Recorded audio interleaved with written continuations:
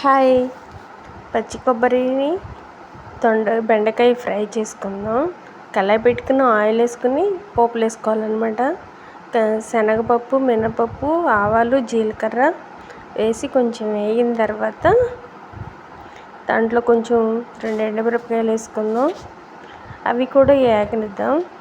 తర్వాత ఆనియన్స్ వేసుకుని కొంచెం బాగా వేపుకోవాలన్నమాట. కరివేపాకు వేస్తున్నాను. తర్వాత బాగా వేగాలి. ఒక ఎల్లుల్లిపాయ దంచి వేయాలి. మనం పొట్టు తీసి వేయడం కంటే దంచి వేస్తే ఫ్లేవర్ బాగుంటుంది. ఆనియన్స్ బాగా వేగిపోయినాయి. బెండకాయ సన్నగా కట్ చేసుకుని కొంచెంసేపు ఆరబెట్టి ఉంచుకున్నాను అనమాట. 1/2 అవర్ వదిలేసాను నేను. అలాగా ఆరిపోయిన ముక్కలు బాగాను. ఎండలో ఏం కాదు, మామూలుగా ఇంట్లోనే. అవి వేగుతూ ఉంటాయి. ఇంతలోకి ఒక కొబ్బరి చిప్ప, పచ్చి కొబ్బరి చిప్ప, 1 స్పూన్ కారం, అంటే మీకు కారం సరిపోయిన దాన్ని బట్టి వేసుకోండి. కారం, ఉప్పును దాంట్లో కొంచెం జీలకర్ర వేసి మిక్సీ పట్టేద్దాం. మిక్సీ పట్టుకొచ్చేస్తే ఇలా వస్తుందన్నమాట.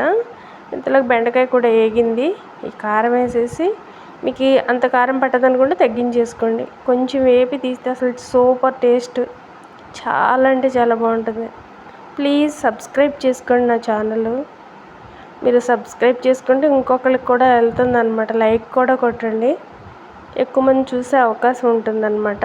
ఇంతే, చాలా సింపుల్గా ఉంటుంది, టేస్టీగా ఉంటుంది. ఒకసారి చేస్తే వదిలిపెట్టరు. చాలా అంటే చాలా బాగుంటుంది.